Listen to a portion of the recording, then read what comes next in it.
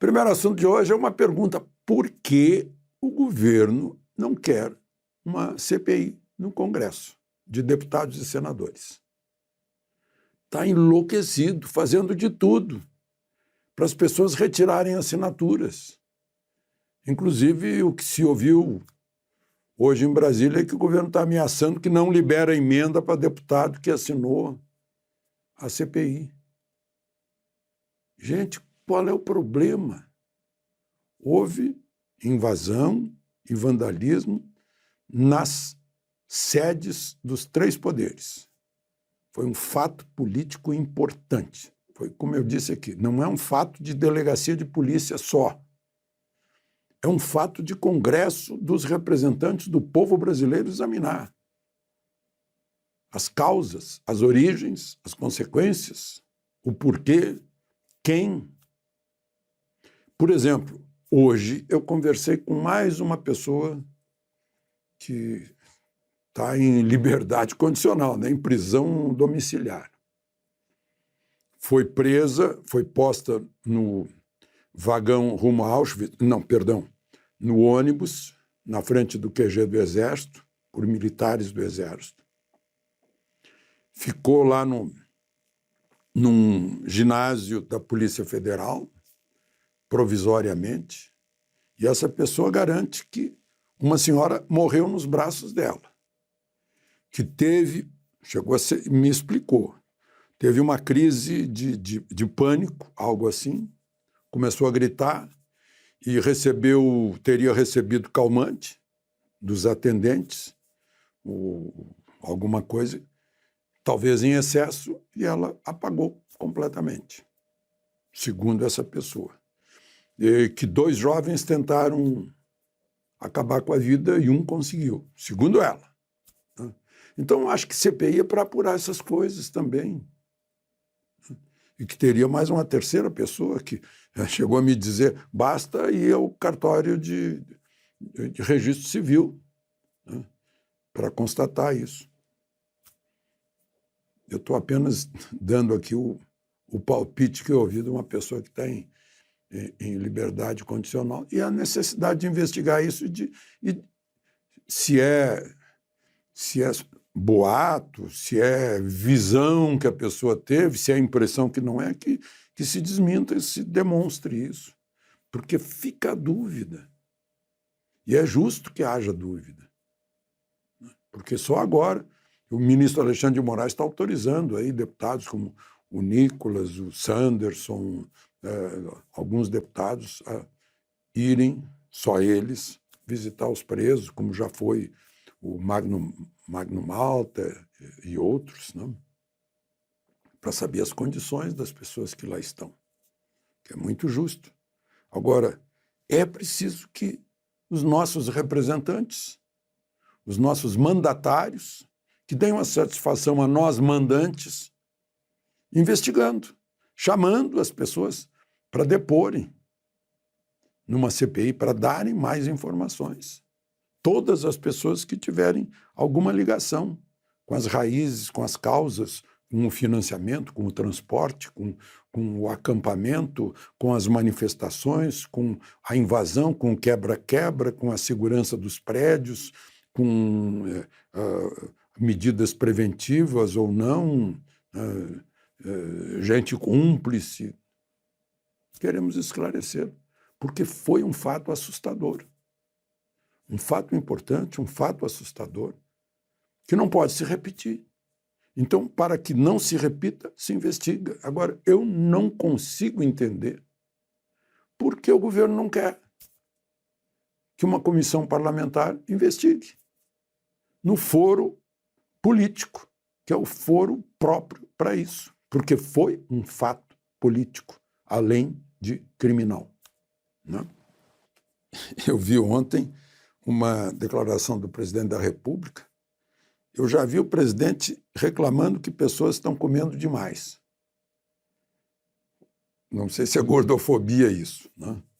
Que é uma questão de pessoas especializadas em nutrição, né? Nutricionista. E é certo, não se deve comer demais. Agora ele está dando conselhos para os idosos, mandando levantar do sofá. Ele até usou um termo meio chulo, meio vulgar, que eu não uso aqui. Sair do sofá e ir caminhando à padaria, que tem que caminhar. Eu, felizmente, tenho degrau aqui em casa, eu subo 10 andares por dia. Isso é muito bom para a circulação, né? É um conselho, mas assim, uma coisa assim meio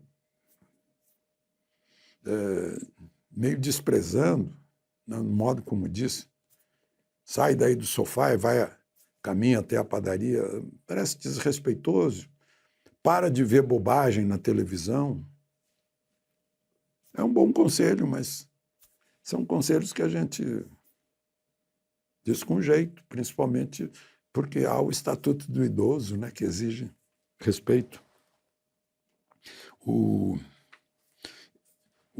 presidente considerou que está tudo bem com o deputado Juscelino Filho, aquele que asfaltou, pegou verba dos nossos impostos e asfaltou a estrada que vai para a fazenda dele, onde cria cavalo. Segundo o Estadão, está em nome de laranja. Depois pegou o avião da FAB, foi para São Paulo para justificar, deu uma passada na Anatel, na Claro, na Embratel, e depois foi lá para Boituva, para leilão de cavalo.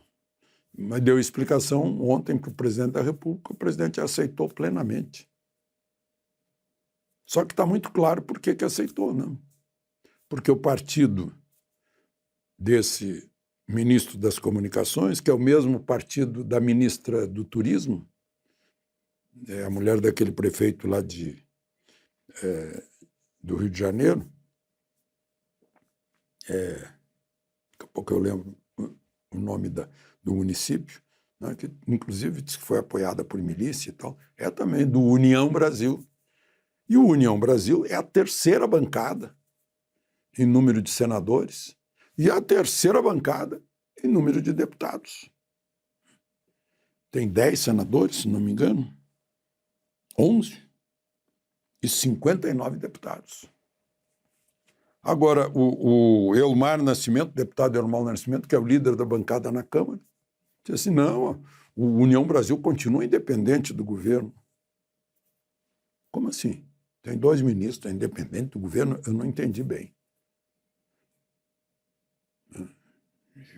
Tanto que o presidente Lula aceita tudo porque precisa dos votos desses 11 senadores e 59 deputados. A própria presidente do PT, Gleisi Hoffmann, pediu que o ministro fosse exonerado. Todo mundo ouviu ela dizer isso, que não podia fazer isso, pega mal para o governo, né? Bom, eu hoje ouvi uma informação de Ana Inês Fachin, lá de Bento Gonçalves, do Nós, o Povo, né, sobre aquele caso. Eu não falei aqui porque não estava a par do assunto, porque eu não entro em fria de narrativas que estão no noticiário, né? Eu tenho que receber noticiário com os 4 pés atrás, né?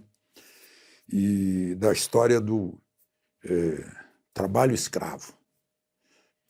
Aí ela lembra que 200 trabalhadores que ficavam num alojamento, né, para descansar, para comer, para dormir, né, que fica a 300 metros de Justiça do Trabalho, de delegacia de polícia.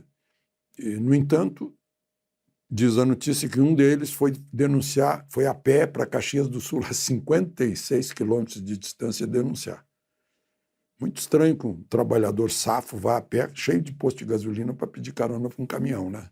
Para o caminhoneiro, mas tudo muito estranho. Atingindo 3 vinícolas, 2 cooperativas de pequenos produtores. Tem uma que tem 1.500 sócios, minifundiários. O latifúndio lá é 80 hectares. Então, está tudo muito estranho. estão investigando, né? Vão apurar o que há, que eles trabalhavam de graça, não eram pagos, eram obrigados a trabalhar. Mas é um negócio muito estranho. Essa história aí que apareceu por lá, e fica aqui o registro, graças a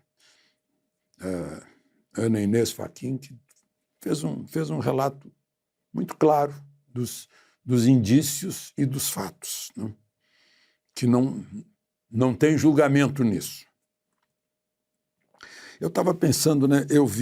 Tinha visto, no domingo foi morto aquele Pedrinho Matador. Ele mesmo disse que matou 100. Eu vi em algum lugar que teria matado 71. Inclusive o próprio pai na prisão, que matou a mãe. Começou empurrando, menino ainda empurrando um primo, tentou matar um primo numa moenda de cana. Mas, enfim, foi condenado a quase 300 anos de prisão e estava solto. Né? Tem gente aqui em Brasília que está presa sem ter sido condenada, né? E vice-versa. E aí, eu fico pensando, né? Ele foi morto domingo a tiros e depois ainda foi degolado, certamente uma vingança de alguém que ele matou. E a pessoa parece que ainda atirou com pontaria, porque consta que ele estava com um bebê no colo e o bebê não foi atingido. Mas o que eu queria lembrar é o seguinte: ele matou 71, matou 100. Gente, e durante a pandemia, aqueles que impediram que as pessoas se tratassem, convencendo-as de que não havia tratamento para uma doença, o que é um absurdo, toda doença tem tratamento. E as pessoas morreram porque não se trataram. Quantos milhares? Só para a gente pensar a respeito, fazer uma comparaçãozinha das responsabilidades, né? Agora que o tempo está passando, e o tempo é o senhor da verdade, né? A gente começa a descobrir essas coisas. Bom,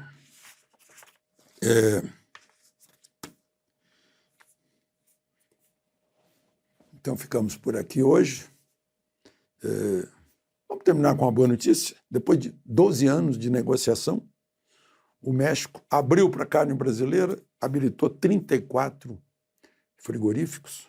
Nós somos os campeões de rebanho, de exportação de carne. Exportamos só uma quarta parte do que a gente produz. E agora está havendo assim, um aquecimento do mercado asiático, que é muita gente. São bilhões de pessoas, né? E outra boa notícia é que o Laboratório do Canadá, sobre aquela história da vaca louca lá no Pará, informou que foi só um caso individual e restrito, sem contágio, que é uma cepa da vaca louca que não dá contágio nem em ninguém, nem em outro animal. De Brasília, Alexandre Garcia.